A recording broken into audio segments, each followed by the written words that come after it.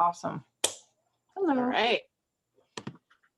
Got record. I got record too. So we can just do some questions at all and answers at all if you have any questions before we do recording, or we can just start going for it. Let's go for it. I'm All ready. right. I'm jumping in. All right. Sounds good. Okay.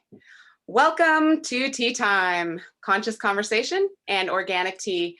I'm Harmony Fronterhouse, and my guest today is Dr. Sharnael Wolverton-Sehon. Dr. Sharnael is the founder of Swiftfire International, and she's also a minister, a naturopathic doctor, trainer and teacher, business consultant, and author of The Science of Miracles. She is a beautiful kindred spirit who talks about empowering purpose, health, and wealth. And I'm really excited to have you here today because I totally resonate with your message and the direction that you are bringing the new world into. So thank you so much for being here, Dr. Sharnael. Thank you so much. Thank you for having me. And I love that you are doing a show like this. It's so cool. I wish everyone would just get out there and get their truth out and help as many people as possible. I love that you're doing it. Thanks for being a leader and investing your time and energy, because it's a big thing to put all this together and orchestrate behind the scenes. There's all the technical and the arranging and anyway, so kudos to you and your love and your purpose here doing all this for so many people. Namaste to you. Thank you so much. I really honor your time and everything that you're doing here. So thank you so much. And I'm really excited to talk about what we're going to be talking about today, which is all about scalar waves and how that is integrating into our world today. But first, we're going to talk a little bit about our tea. And I'm really excited that you chose green tea because I absolutely love green tea. It's a staple in my life, and it's a really delicious tea if you brew it very, very mildly. If you brew it too much, it gets bitter. And so I like to brew mine for like 3 minutes, maybe 5 tops. And I really love the properties that it brings, and it really helps mind, body, spirit. It helps with slowing the aging process because of those antioxidants. It helps with fighting allergies. It repairs DNA. So that's, a very good thing to add to your anti-cancer regimens, or if you have cancer, it's a good thing to bring into your practice. And also it is an antibacterial and anti-inflammatory, and it's great for eye health, dental hygiene, heart health, the skin. It's very nourishing and hydrating, and it boosts immunity. So I really, really love this tea, and I'm really excited that you chose this tea. So I would love to hear why you chose this tea today and maybe some reasons why you like it. Actually, you brought up scalar waves. I work with biofeedback, and I picked it because my scan actually indicated that I needed green tea today. So I don't always go by what technology tells me, but it's I have, that's kind of it seemed like it's more of a staple type tea for people general. I'd like some tea. What kind? Green tea. It just sounds like, it's like normal, like black coffee, whatever. But for me, yes, all the antioxidants. It's really high up on the ORAC scale, which is the oxygen radical absorption capacity. So the ability to take free radicals and just blow them out and like completely disintegrate them.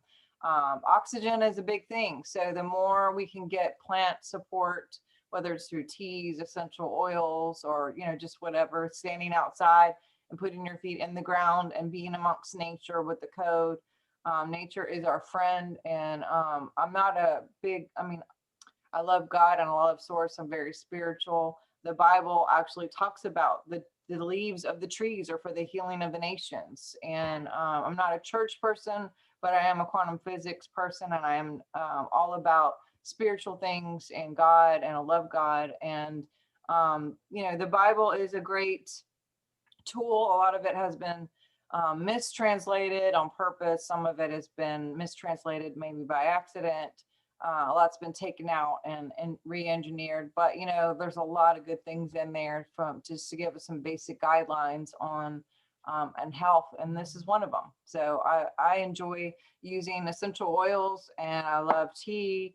And my husband, it's so weird. I mean, synchronicity is not weird. It's just amazing how, my husband's all into herbs. I'm in more to the essential oils, crystals, things. And, we just have this flow of try this, try that. And he got on this tea thing, like literally in the last few weeks, because he bought this book.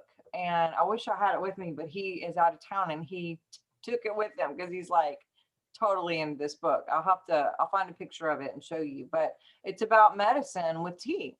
I love it. And right around the time, like he's getting this, and he goes out, and we went to like a market thing, and we bought all these amazing teas, and he went to Hobby Lobby and got all these really cute containers and markers to make sure we have all this medicine. And right around that time, of course, is when you contact me and you're like, I like to do tea with this, and and this is what we do. And I was like, oh my God, of course I would attract this. But I love that you are implementing this in your practice and also on live to teach people, and using that as a training tool to explain to people, this is what we can do. This can be a part of our everyday, and this can help us in our field and ourselves and everything. So thank you for doing that and for showing up in my life during this time. How cool is that?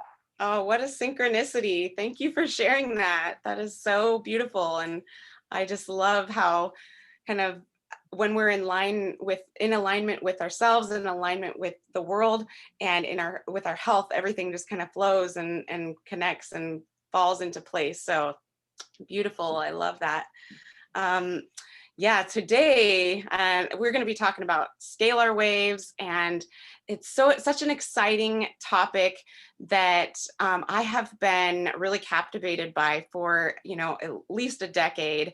I have been, researching all the different ways that we can implement that into our life, all the different ways that we don't even realize we're being inundated with scalar wave, and a lot of natural ways that nature puts out scalar wave to rebalance imbalances within the natural world.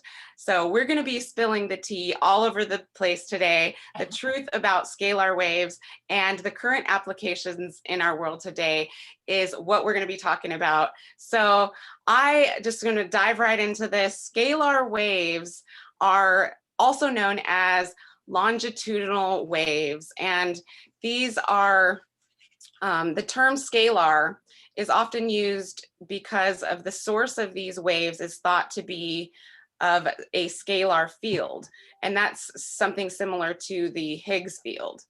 And scalar waves can be created by wrapping electric wires around a figure 8 shape, and this is in the shape of a Mobius coil.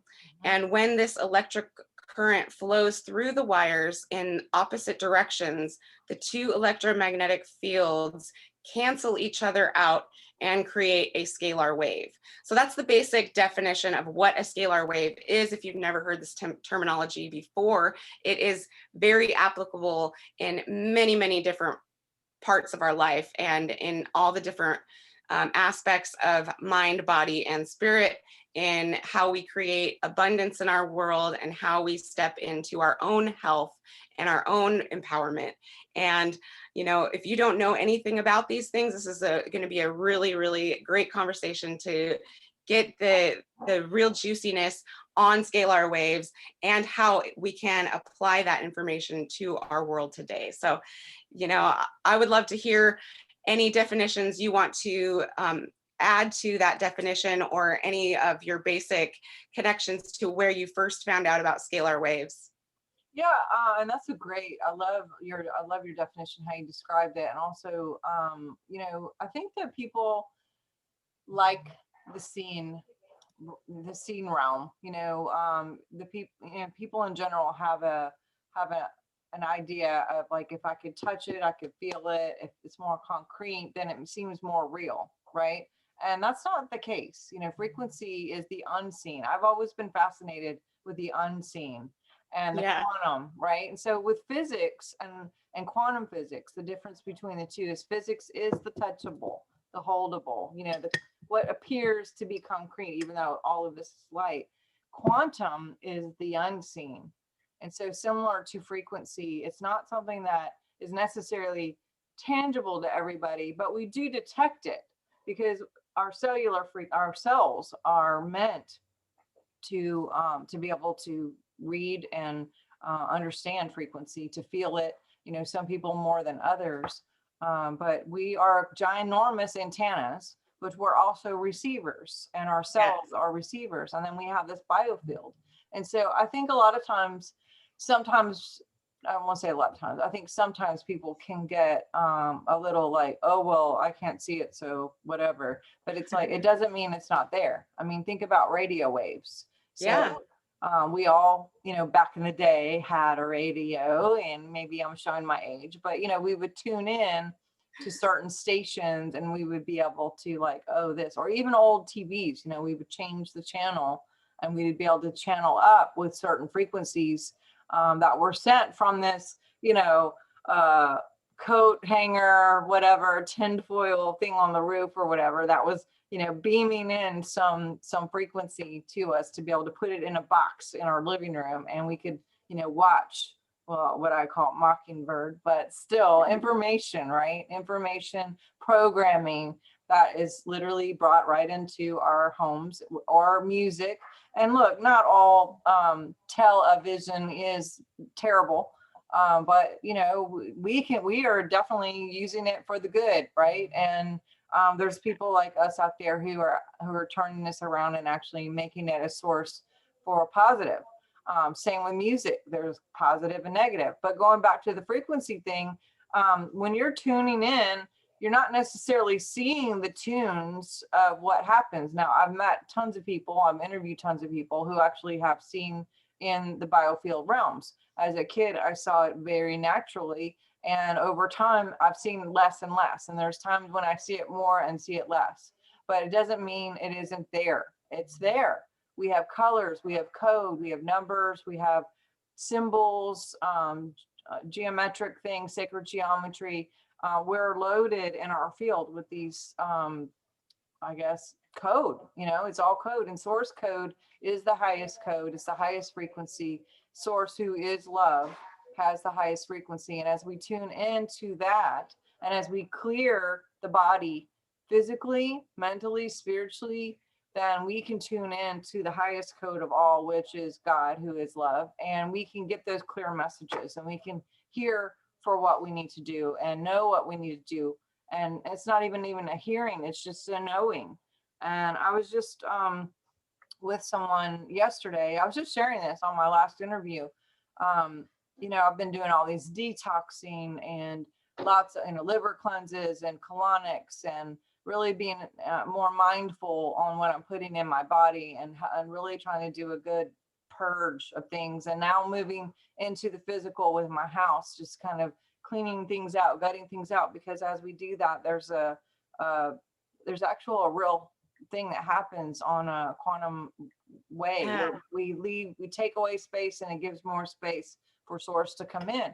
And yesterday I went to an appointment, and when I got there, there was a lady there, and I've talked to her maybe 10 or 15 minutes just to fill some paperwork out. And in the midst of talking to her, you know, she had on a mask, and she like pulls it down, and, you know, it's like, you don't have to wear that with me, and whatever. And she pulls it down, and she says, well, call me tomorrow in the morning if you can, because in the afternoon I'm not going to be available for the rest of the week, and to reset this appointment up. And I not kind of heard, I guess you could say, but also felt like a knowing. I can't explain it, but it was like her mom was about to pass. And I said to her, yeah. And I said to her, oh yeah, I'm so sorry about your mom, or something along the lines of that. And she like was startled and kind of like pulled back and was like, wait, what did you say? And I kind of said again, and she was like, how did you know that? And I was like, I think you told me. You know, I realized like she didn't with her mouth physically tell me, but how was I going to explain to her, you know? And then I kind of realized sometimes I don't know the difference of what I hear or no versus what someone says. And I get myself in these situations. So I said, I'm pretty sure you told me, in like 15 minutes I've talked to her and that wasn't the topic, right? And she's like, no, I'm pretty sure I didn't tell you. And I was like, I'm pretty sure I heard it from somewhere. I think you might have told me. And then she points to the office behind her where there's a lot of people.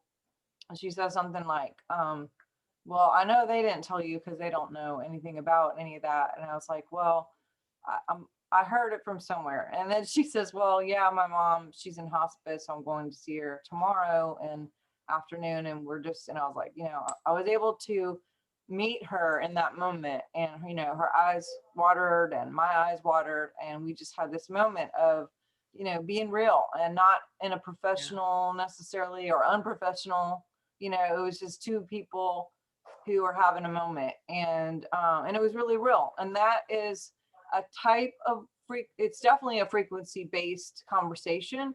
Think about it. When we're born, our first language isn't words. We're already feeling and in the stomach, and we're able to kind of catch things and understand things and feel things on a frequency vibe. And so even in going back to scripture, we wrestle not against flesh and blood. That word wrestle actually means to vibrate.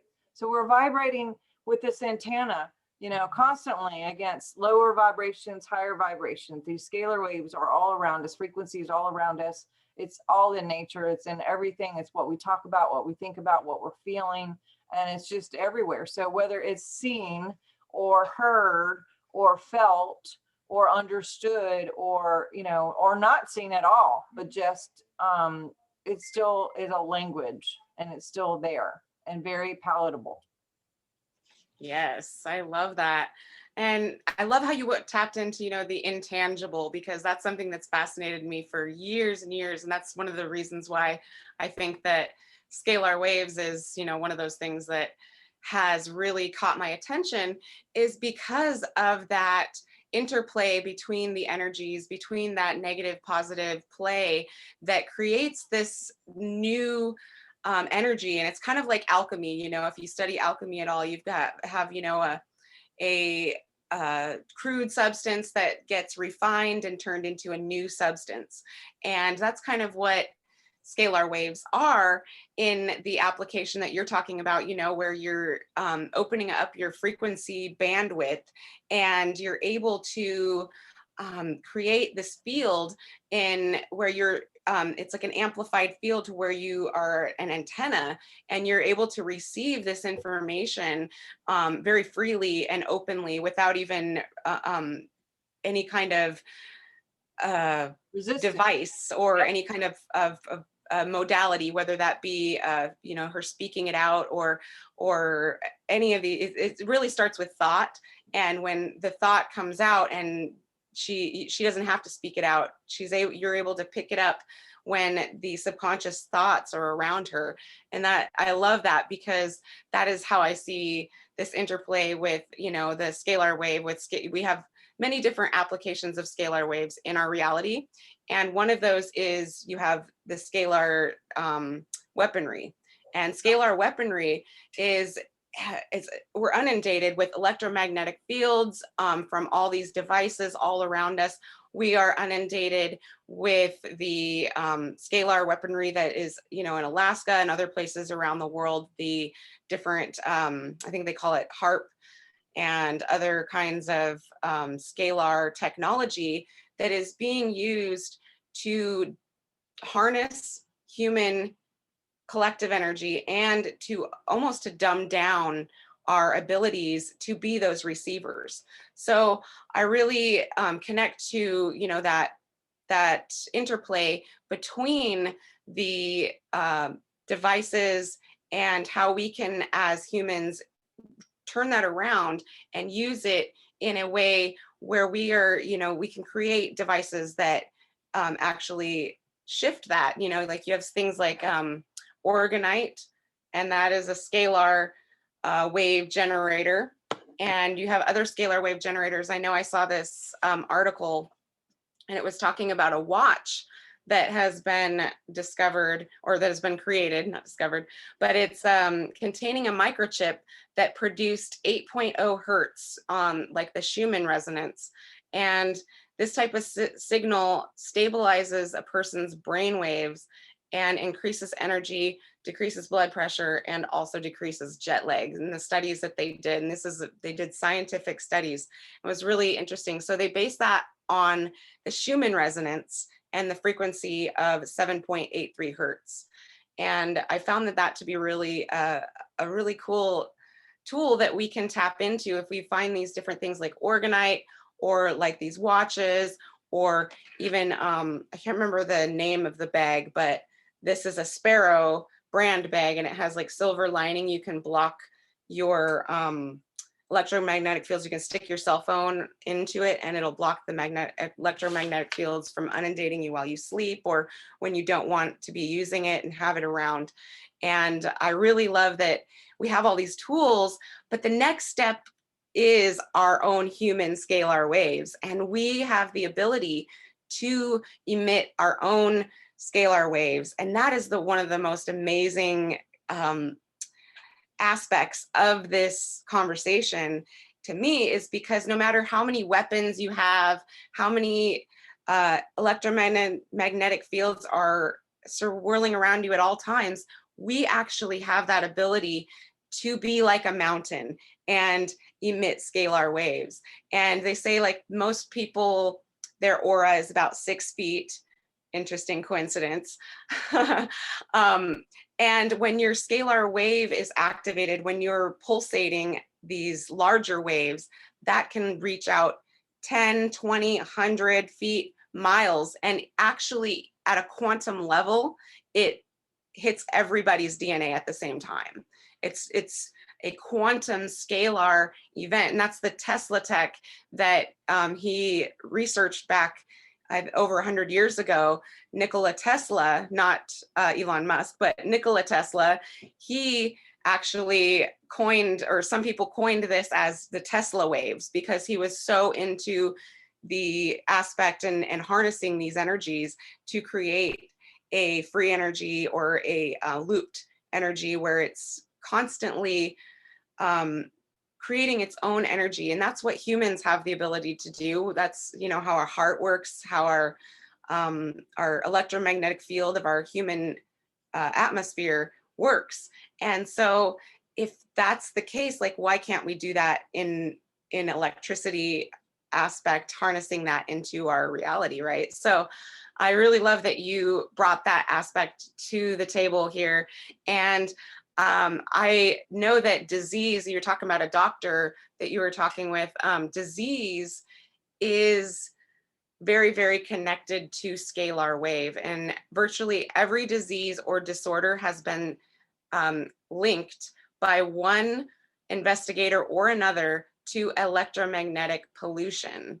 And I know as a doctor, you probably have noticed this in your practice, and in preliminary trials with devices that shield against electromagnetic field pollution, they show relief from a wide range of symptoms.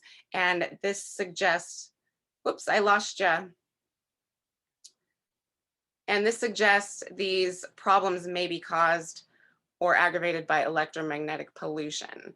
So I would love to hear any aspects of your work as a doctor that you have seen this illustrated in your work. Oh, your microphone. Oh, sorry, there we go. Yeah. Sorry, I had to pop out for a second. That's Yeah, okay. So on a healthy adult day, we're 67 megahertz. And if you talk about, you know, we talk about Schumann, we talk about scalar waves, talk about megahertz, Yeah. it's all different. They're all different. When we drop down from 67 megahertz, we open ourselves up to dis-ease in the body. 86% of all physical issues have to do with emotions. So if we can deal with the emotions first, which, you know, a lot of people are going through trauma right now at a heightened place, because it's not what's happening now, it's what's happening now that's triggering the things that have already been there, maybe buried so deep down inside that they haven't really, or I don't want to say just they, we, including myself, there's like, oh my God, that's still there, or oh, I didn't know that was there, you know. So we're all kind of just, it's a journey, right? And we're all, the situation is, so this is our frontal lobe, and our limbic system is behind that, and that limbic system is like the library of all the things emotional. It's like the seat of emotions.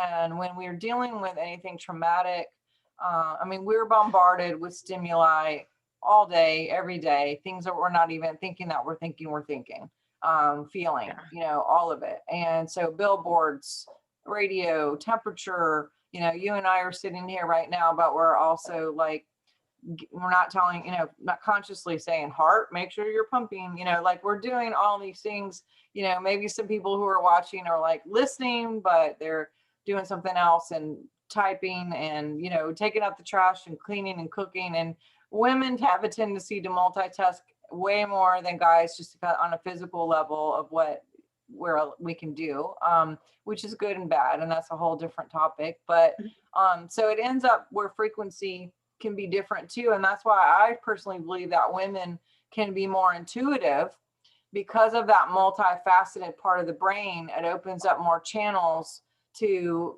connect maybe emotionally, more so than like a guy has like a channel. And not all guys, but unless they do music or something else, their brain works to function as time to eat, or time to sleep, or time to drink, or time to whatever, you know. It's like that one channel, you know. So getting in the car and you want to have a conversation and you're like, hey, let's talk about this, turn down the radio to have the conversation. Or trying to work out directions, turn down the radio, you know. It's like, why are we turning down the radio? Like, let's just, you can't do both. Not everybody, or, you know. Yeah. So, but we have these different channels, which causes an ability for more intuition or more antenna reception, in and out. But what I'm saying is, let me go back. So limbic system, basically with the bombarded stimuli of what's going on a regular, temperature, grocery lists, you know, gravity, you know, all these things, light, how much light is in here, how dark is it? We're analyzing and measuring constantly. And the limbic system and the reticular activating system work together to decide, these are the things I'm going to focus on right now. And with the reticular activated system, it looks for patterns and it goes like, oh, this is too much or not enough, or I recognize this. Limbic system basically goes, you know what?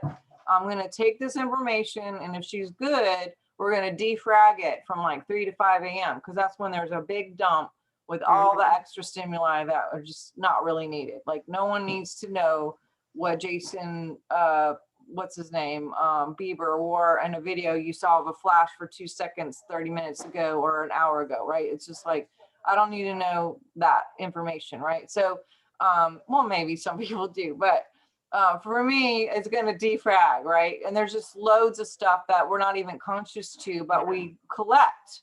And so during the defrag process, if it's something that's a little extra sticky, that limbic system will go, you know, she's not really ready to transmute this right now.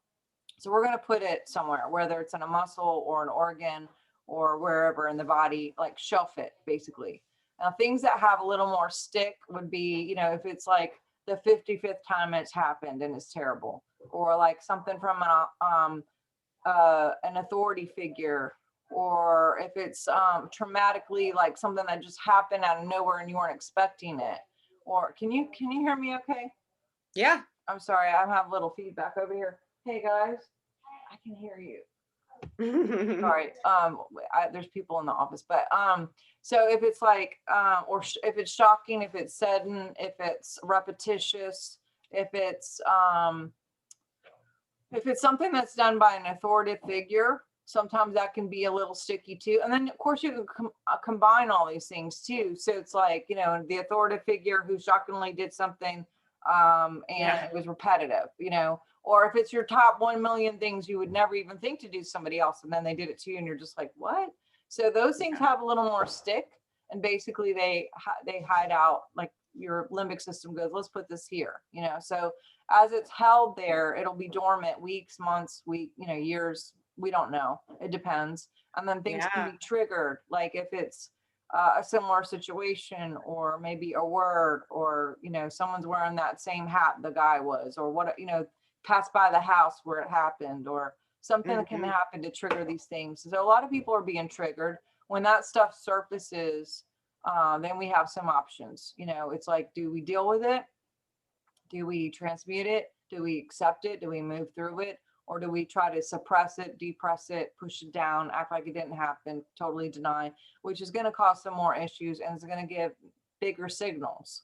Mhm. So when something's ready to be moved out, then basically it'll start sending you signals and messages like inflammation, pain, whatever sort of symptom that's going on. And we're taught like, hey, cut it out, go to a doctor, get some pills to make it stop, but we're not necessarily taught like, oh, that's just a message to move something out. That's, something's going on. But what Yeah. frequency, the frequency part is it where when you start lowering the frequency below the 67 mark, that's when those things get more sticky, more sticky, more sticky. And you don't catch dis-ease, but you can open yourself up to it, right? Yes. So it's like people are like all with the things to cover themselves in case something happens. It's not like you can't catch it. It's a matter of keeping your shield up through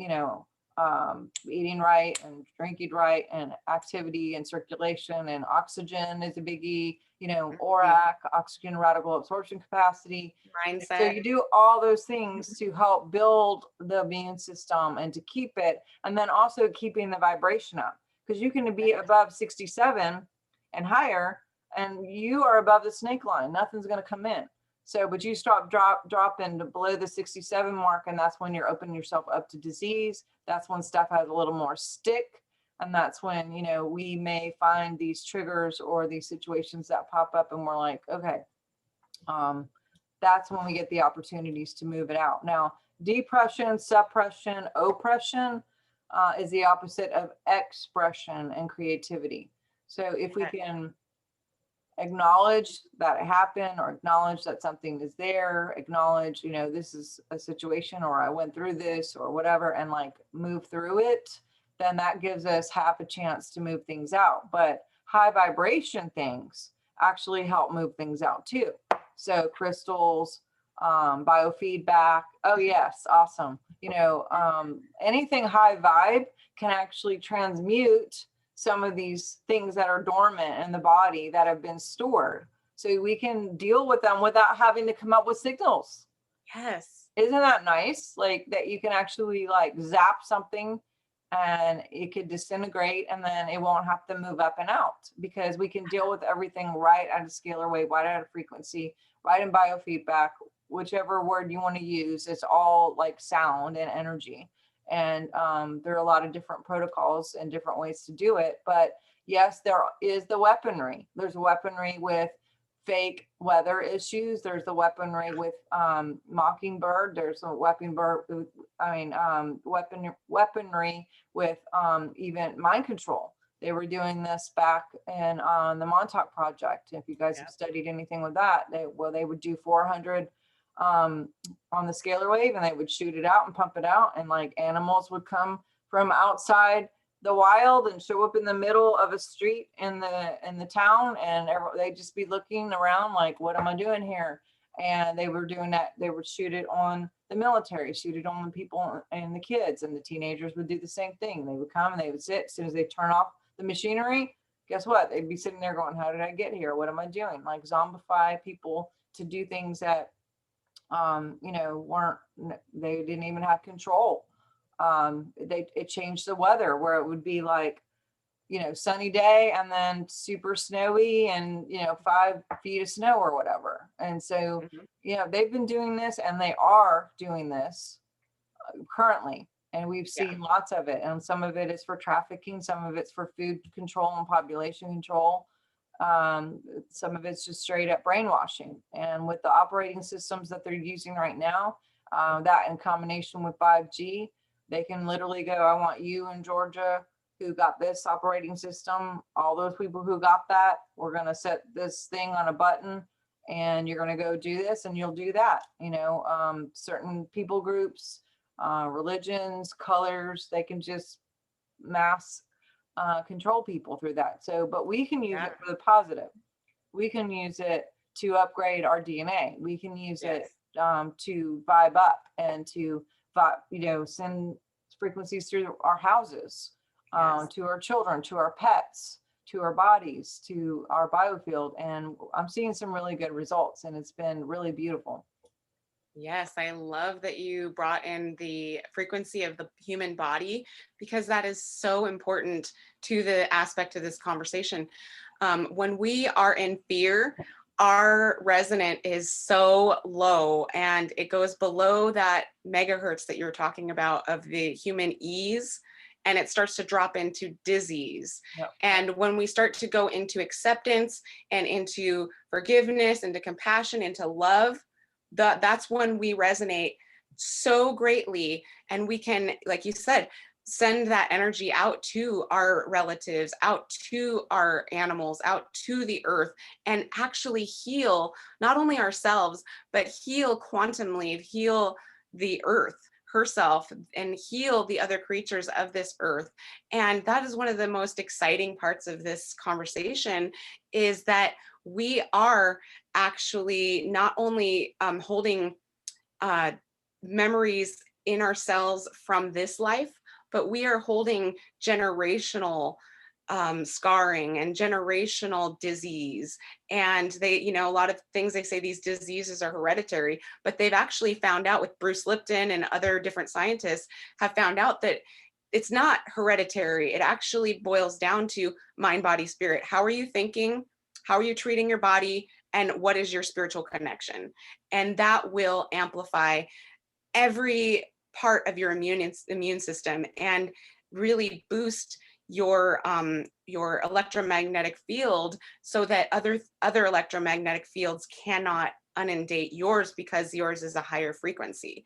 And the fact that, you know, we are all going through this at this time, I know that if I'm going through these major changes, and I'm seeing it exponentially through different people like you, there's massive amounts of generational clearing that I've been doing, massive amounts of DNA healing and reconnecting. And like you said, those things are coming through our being, so that we can choose to either suppress it or transmute it. And I think that that's what we're doing right now, is really transmuting all of these diseases and moving into the new relationship with the earth. It's kind of like the butterfly coming out of the cocoon, and it's that chrysalis.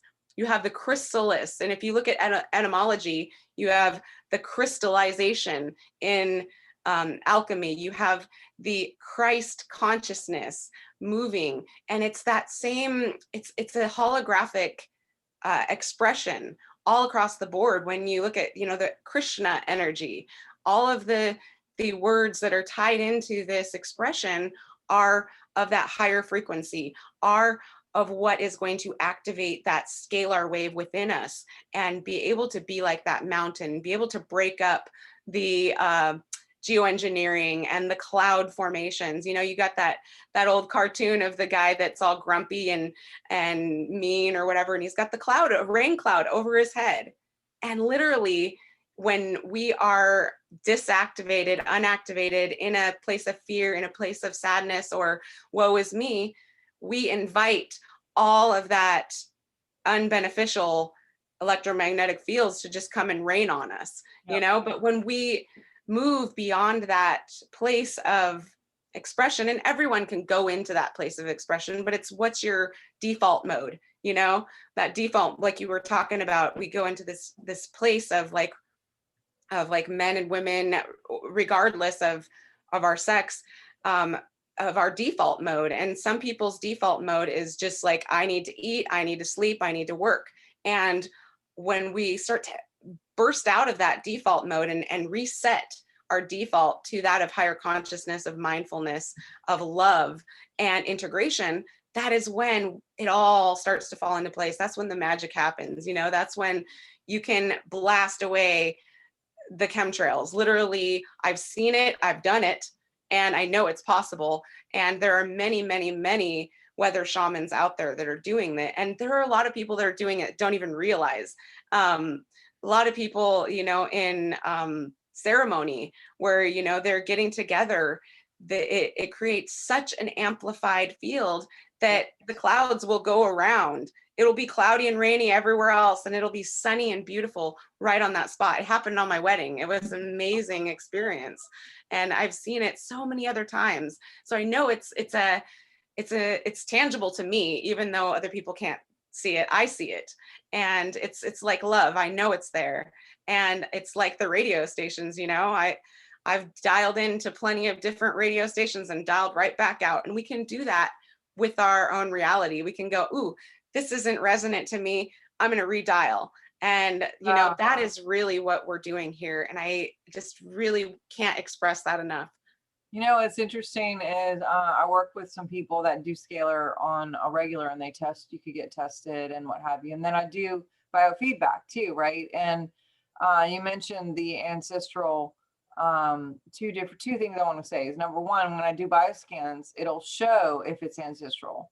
And the thing is, I'll go, okay, well, this is so low that it's probably a genetic thing, meaning you were born into it. But the way I look at it is, if you find it, it's yours to keep. I mean, it's yours to shift. It's yours. You don't have to keep it. Like a lot of Western programming is like, oh, you better go get this done because if grandma had it, then you will have it. Or if this happens and this genetic gene is there, then you're like, you know, just programmed to prison, you know, be prisoned with this, you know, diagnosis or whatever, or go cut off these body parts just in case. And it's like preventative measures. Yeah. And it's like, no, if it's in the cells, then it's in the cells. And also you can change that. So we can turn the cells off and on pretty easy. And but it'll show right on the biofeedback, like what if it's something ancestral, and we can fix it, we can move it out. The other thing I was going to say is, you mentioned something about the resonating with you or not resonating. Interesting story is, when I was really started working, I had been in biofeedback a couple years, and I found some people who did scalar, and they had scanned this woman, and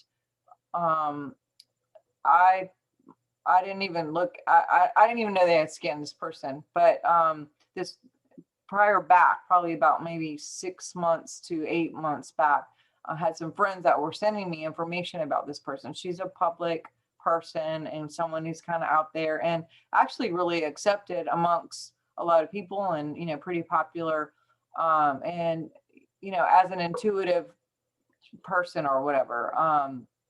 And every time I would make an attempt to try to watch anything about her, I was just like, and I would just move on. And a few times this happened. And then I finally told the people, hey, you know, don't send me anything with her anymore. And it's nothing personal. And just like, it doesn't really resonate. And they were, oh, you know, try this one more. I'm going to send it and get all the way to, you know, 0.18 on the timeline, or the timestamp or whatever. I was just like, and I would literally just sit there, and it was like torture to like listen to this person, because I was just like, oh my gosh. And I kind of like shelved it. I was just like, you know, I told them, please don't send me anymore. No offense, you know, everyone's where they're at. And it wasn't like she was a bad person. I don't think she had bad intent. Like, it's not where I was. And, you know, everyone is in different seasons where they're learning different things. And I was just like, so I shelved that. Months later, I meet these scalar wave people, and I had gotten scanned, and I'm doing different scans. And when they come back that morning, I popped up out of bed at like 4 o'clock in the morning, and I heard, she doesn't resonate with me. And I had a picture of this conversation. It was like I was reliving this conversation in a dream or something, and it woke me up. And I thought to myself, I wonder if they have scanned this lady, because I knew they were scanning different people, kind of seeing what was going on. I grabbed my iPad on the side of the bed, which I wouldn't suggest you ever do, but I happen to have it there.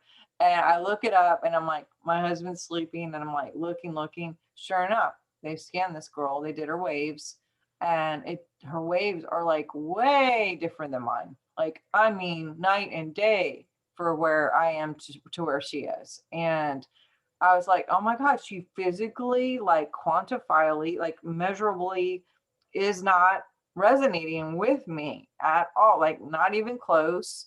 Like, nothing bad or good, no judgment, just saying like we're not even on the same book, let alone the same page of like where we resonate. And I was like, I've said that, and we say like, oh, she doesn't vibe or whatever, but it's real. Like he or she may not vibe with you because you may vibe differently on a physical level than other people. And the same thing with like animals. Like I really have had this thing that I'm now realizing is a gift since I was a kid, to connect with animals and to work with animals and people too. I really thought I was going to be a vet, but I couldn't do the trauma when they would come in, ran over by a car or something. It was just like I could not, and I won't. It just, but but yeah, I mean, we can tap into not just with people appearing, understanding, and catching the code of the field of what they're going through or what they're feeling, or tapping into their heart waves or brain waves, but also with the animals. We can be like, she's feeling this, or she's missing her mom, or she's hurting, or she's confused, or she's scared, or, and we don't have to look at the physical tells. We can actually just connect on an animal, like on a frequency, life to life connection, not just the human animal. If we can bypass human animal categories and go frequency, then we can do that with plants. We could do that with people, with animals, anything that has life. And they've done studies after studies of plants. If you look up like Clive Baxter, Clive, back as in Baxter, he's really renowned for the lie detector, really. That's kind of it. He pioneered a lot of that, but he started using the lie detector on plants. Yeah. See if they would respond to being yelled at or being burned or different things. And there was a response. They have shown that animals can be a witness to you burning a plant, and the animal will be upset that you're burning a plant or being up, or boiling like shrimp. Stress hormones at the thought of cutting it. Yeah. Just thought of a human cutting it, it released stress hormones. Yep. And same thing with like shrimp being boiled while other shrimp sits on the sideline and waits. They were, so people get all like, oh, I'm a vegetarian and I'm vegan and stuff. It's like, okay, well, guess what? Plants have feelings too, believe it or not, and they give their blood, their resin, for these oils that help our cells and go past the blood brain barrier, to actually change us and help us with moving some of this stuff out. But, for those of you who are vegetarian, I hate to tell you, but your plants are just as sad to be sacrificed. I mean, not sad, but I mean, I love how like the American Indian kind of processes were, when they did have to kill like a deer or whatever for food, it was all used. I mean, it was a sacred thing, and they were, bless the animal for giving up, I mean, same with plants. They're just so aware and so cognitively, open to life and to understanding what life is and the power of life. And I just think it's beautiful. I wish we were all there. I wish I was more there. I wish the planet, think of the whole planet being there. That would be, wow. I think that's a great step that we're going into now, and like moving into that mindfulness state. And that's what it's like a resurgence of the ancient ways merged into a new integration of what the reality of what we're dealing with now. And that's one thing right before you said the way that the Native American people do it, is that's exactly what I was thinking, is because in my Lakota tradition, the animal literally knows that it's giving itself for you. And the reason that you partake in this ceremony is because that the animal is giving its consciousness to you, and it's also able to go eat the medicine plants that are unreachable by humans or unedible by humans. And then you're able to get those properties of the medicine plants in that meat that you're consuming, and you always consume in gratitude. You always harvest in gratitude, and that shifts the frequency of the plant or the animal into a more substantive, a more substantive creation. And it really does. When you eat food that's been blessed, or even like I create a lot of herbal teas and stuff, and I go out and I harvest myself or wildcraft different herbs. And when I always give a offering to the nature spirits, to the spirits of that plant in particular, and in doing that, it's an energy exchange, it's an honoring. And I always harvest in gratitude and unconditional love. And when I do that, all of the herbs last longer, they're greener longer, their essential oil content is way higher, and they're just so much more vibrant and full of chi, full of life force. And when you can do that with an animal, and that's one of the issues with a lot of vegan vegetarians, is they don't want to support the farming that isn't done in that way. And, you know, personally, I eat meat, but I don't do it very often. And when I do, it's very mindful eating. I know where it comes from. And if I don't know where it comes from, I'm definitely doing a lot of blessing and transmuting in the prequel to eating. And, you know, just thinking about gratitude, and that itself actually activates that scalar wave and helps to transmute anything into a more beneficial application to our body. And I really love that you brought up that topic, because it is so important that we understand how everything out there in nature is there provided for us to rebalance the things that get out of balance by the artificial world. And, you know, like you said, the essential oils are the life force of the plants. And that is one of the reasons why they are so potent in healing and activating, in moving our consciousness into a place of sustainability and of ease, not disease, but ease. And I am a certified aromatherapist. I have been for almost 20 years now, and I use essential oils almost every day. When I feel like I'm out of balance, when the kids are off balance at night, you know, and I just am looking for something, I just go to my essential oils, and usually it just automatically is like it's a quick fix. And if that doesn't do it, then I know that something else is needing to be addressed. And, you know, usually it's some kind of a hunger issue or some kind of rebalancing thing like that. And we can all apply that to our lives and realize that there are tools that we can use to help us find more ease in our life. Mm-hmm. So yeah, I really love that. Yep, I love it. It's great. Yeah. So what other tools and ways that we can support our bodies, mind, and spirit in the world today through scalar waves would you like to share with the audience? I mean, really crystals, essential oils, code, nature code. You know, there's so many. I have books, you know, words.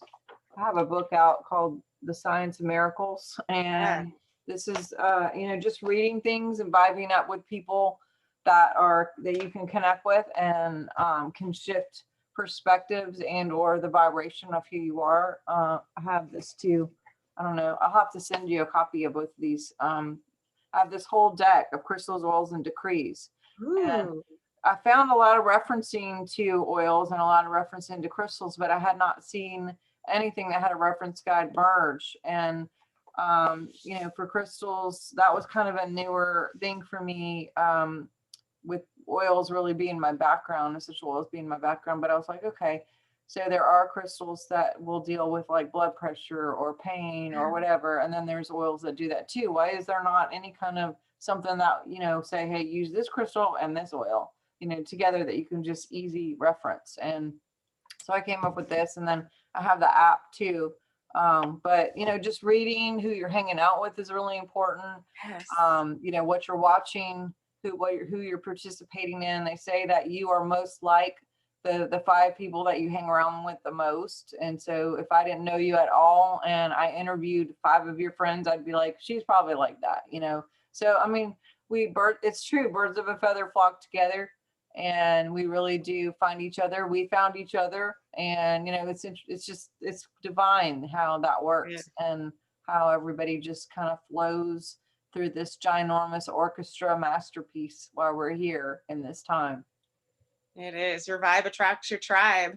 Yeah. It's that resonance. It's that radio station we're dialing into. We have that ability to radiate what we want to see in the world, and that magnetically attracts what we are to ourselves. And so, if you're seeing a lot of discord in the world, then it's time to really go inside and see what's discordant within ourselves and see how we can bring that back into balance. And then we can start to see other people and not be less judgmental, because when we're judgmental, that's just, filters of our own stuff that we're seeing through. If we can just have compassion, and I know it's not easy, like we've got some dark stuff going on. We've got, child trafficking, we've got, geoengineering, we have big bankers and all this kind of stuff going on right now.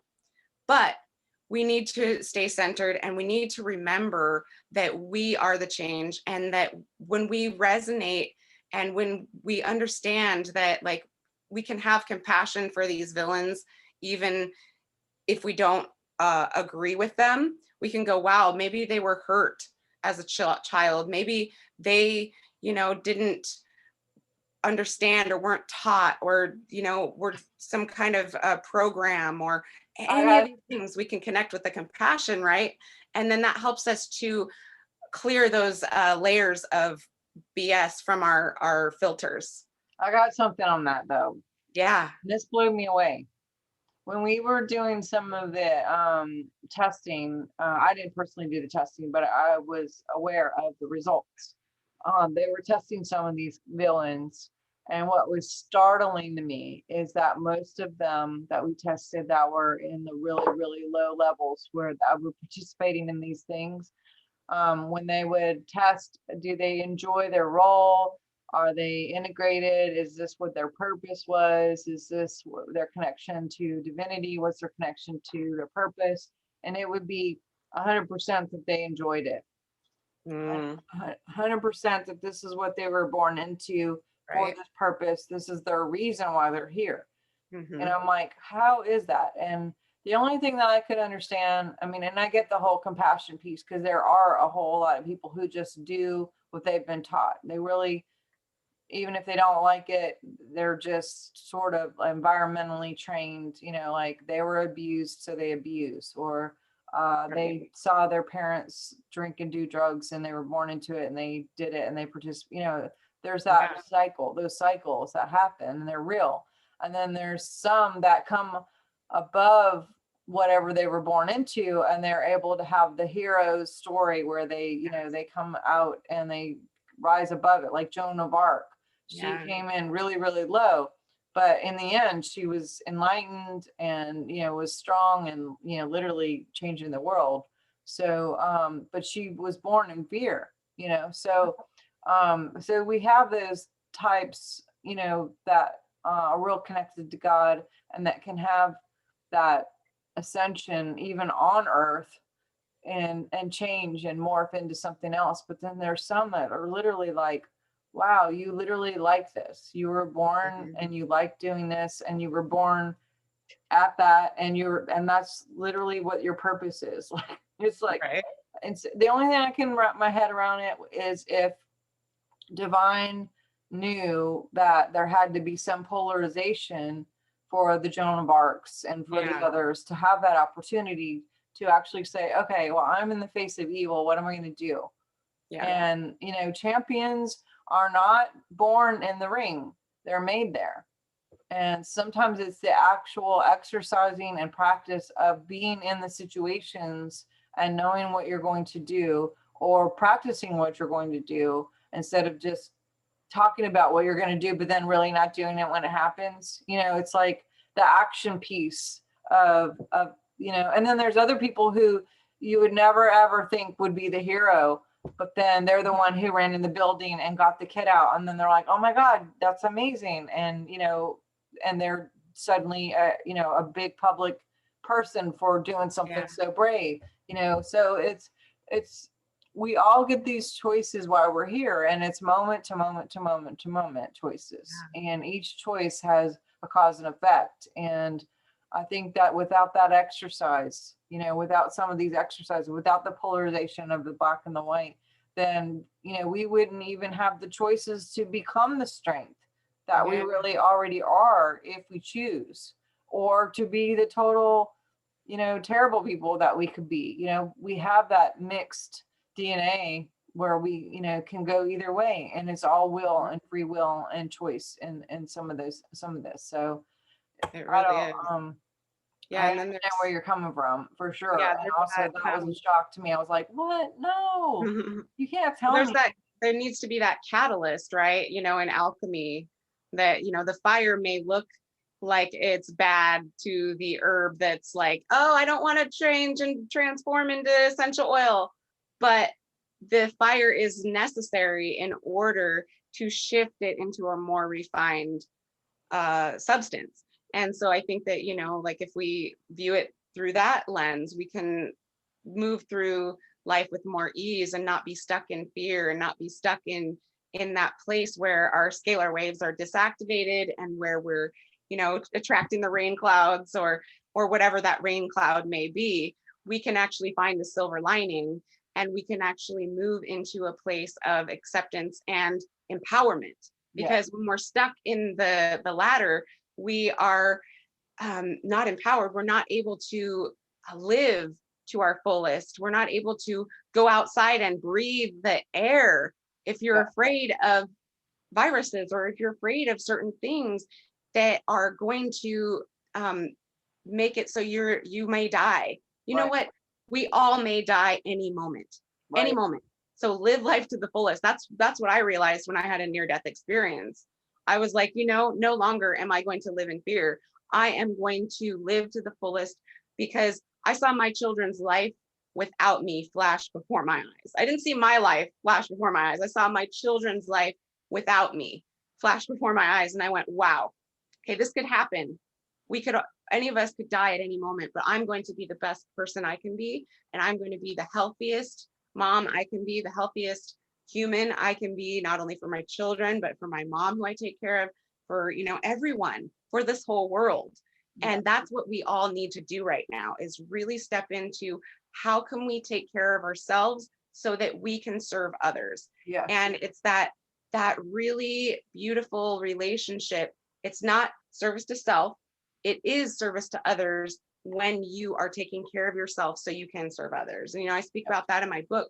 It's so important that we do that, because if we're sick and in bed or dead, how are we going to do anything? We came into these bodies so that we could be here in this time. And so let's make the most of it. Let's really be the most empowered being that we can be, to lead by example and show others. And really it is like a DNA activation, that, like we talked about in the very beginning, it's that holographic level. When we do the work ourselves, it allows others to do it themselves. And some don't even have to do it themselves. It just exponentially just happens, like that 100th monkey. Yeah, there you go. Yeah. Oh, awesome. Beautiful, beautiful. Well, thank you so much. Thank you. I appreciate this conversation. It's been really cool hanging out with you. And it has been wonderful. I would love to hear any final words of wisdom you want to share before we close. Yeah, you guys can find me at swiftfire.org. It's swift as in quickfire.org. And I have lots of resources there, classes. I teach lots of workshops. I have memberships there. I have more information about essential oils, crystals, muscle testing, partnership, you know, I have a ton of different things that I hope that maybe some of you will enjoy, and would love to continue this conversation and connect. And I'm on all the social medias, of course, like Twitter, Instagram, Facebook, YouTube. I'm on YouTube jail right now, but we have a TV show, or a social media show podcast, and it's on multiple channels, and I have lots of great interviews and teachings on there. So I'd love for you guys to connect with me, and you can go to swiftfire.org to get the newsletter. That's probably the best way, is just get the newsletter, and that way you know kind of what's happening and who's coming up for interviews, or what we're doing, what we're teaching, what workshops are coming up, and everything's online. So we can find you and we can connect right here with technology. It's pretty cool to do that. But I'd love to meet you guys in a more close proximity one day after all this. But until then, it'll be virtual, and I'd love to get to know you guys. I'm a big hugger. So I did conferences for 20 years, and I'm like, okay, so what I'm really loving is when people will go in my Facebook Messenger and just go, hi, I saw that, and I'm here, and like we give kind of like a virtual hug, you know, through a personal message, instead of just all this like, you know, ginormous, you're so far away. So I give you all a virtual hug and love on you and your family, and appreciate you so much for having me and for what you're doing here and taking the lead on this, and for humanity and service to others. And I just encourage all you guys to do that and bless as many people as you can. You're here anyway, you know, we're creating anyway, we might as well create good stuff. That's what I say in my book. It's like you're creating either way, so you might as well create good stuff, right? So Absolutely. bless you so much. Oh, wonderful. Connect with Dr. Sharnael Wolverton-Sehon on her website, Swiftfire. And I am really, really, really excited to get this out there. You have definitely spilled the tea all over the place today. The truth is out. And I just really enjoyed this conversation. Cheers. Thank you for joining me for a cup of conscious conversation today. Yes, and definitely check out her YouTube page, check out her website, because you never know when we are not going to be here anymore. If they delete us, we're just going to keep pumping out these information, but we will have our home bases. Yes. So check out our home bases, check out wildcraftwellness.net. And also, so do you have a Patreon? I don't. We're working on the membership. Yeah. When she gets one, support her on Patreon, support us on Patreon if you get a chance. And if you can't support us on Patreon, give this video a big thumbs up, share it with your friends on social media, and subscribe to our channels, because it really helps the algorithms. And now there's the little notifications bell you can click to get updated on all the newest videos. So do that as well. And check out our social media. You can find this on YouTube and also Facebook, and I will be podcasting it in the future. And check out our gear. You can find our gear on Etsy, Wildcraft Wellness. And also, if you are interested, get a copy of my book, Birthing a New Paradigm. And it is about a lot of stuff that we talked about today, full of great information to help empower you, help you to connect with your greatest purpose here and the greatest, highest timeline for all of us. So blessings to you. Thank you so much for your time, and I honor you, and just thank you so much. Bless you so much. I'm going to have to get a copy of that. I'll trade you my book for yours. We'll do that. Done. Awesome. All right. Cheers. Thank you. Bye-bye. Bless you. Bye. Love you.